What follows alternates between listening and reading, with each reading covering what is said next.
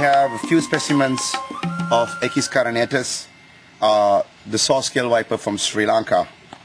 For a little bit of taxonomic information, the legendary herpetologist P.E.P. Deraniagala at one time classified the Sri Lankan saw-scale as a subspecies, where he named it as Echis carinatus Sinhalaya. The word Sinhalaya was eliminated from the taxonomic identification and just identified as Echis carinatus. And the Echis carinatus of Sri Lanka is much different from that of its Indian subspecies, I think Echis pyramidus. The Sri Lankan version of Echis is much smaller than that of its Indian cousin. As we can see, the Sri Lankan version of Echis is basically about 8 to 12 inches maximum. I mean, you know, they basically almost look like a hump-nosed viper as far as length goes. They're very small snakes. There's been a lot of fatalities and morbidity issues with Echis with people from the north, mainly soldiers that had encountered fatalities like bites from Echis. Forgive me, it was bites from Echis.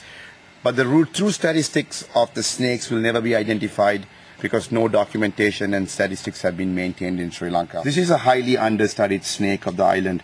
That's the reason why AVRI is including the Sri Lankan Echis carinatus into its antivenom formulation. So we include a very medically significant snake according to the advisement of Dr. Kolita Sellaheva from the Snakebite Committee that advised us to include Echis into the formulary for the antivenom for this country. Tell me, people fear this snake in the north, don't they? Yes, of course. They don't know about. They have no understanding of the species, but but the reason the snake is feared is so killed so many. Yes. Of the area. Yes. And we think very common. Yes, and also the reason they are called saw-scale vipers is because they rub their scales and they cause this the sawing motion of their scales. It's very aggressive in its nature. It is not forgiving. It basically in the daytime it surfaces underneath the layer of sand, almost like in North America would be a sidewinder, where it looks almost like an anthill. Right, and it keeps its head above the sand layer, and it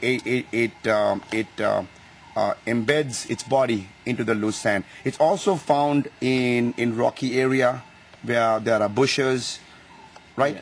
What does it mainly feed on, Sanat, in Sri Lanka? Mainly they feed on geckos, scorpions. When little the juveniles, right, they have grasshoppers. Grasshoppers, right. Yeah. And also they commonly feed on centipedes too. Yes, centipedes. So obviously diet plays an important role in the venom. Yes. So that's what we wanted to find, because the Sri Lankan version of the saw-scale viper is not supposed to be as toxic as that of its Indian and North African cousins, and as a result of that, thank God that for the morbidity or mortality in Sri Lanka has been lessened due to the fact that its venom is not as toxic as its Indian and North African cousins. But still, this is a very, very dangerous snake. It is a hemotoxic species with cytotoxic effects as well. 22 grams.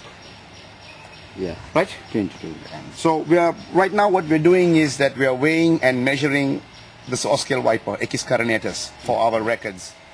Yes. Okay, now you want to go ahead and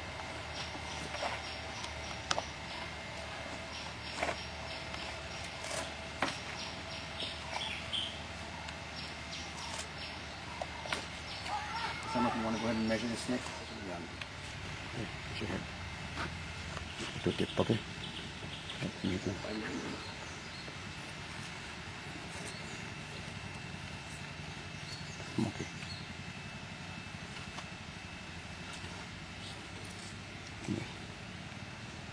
To vent or tail?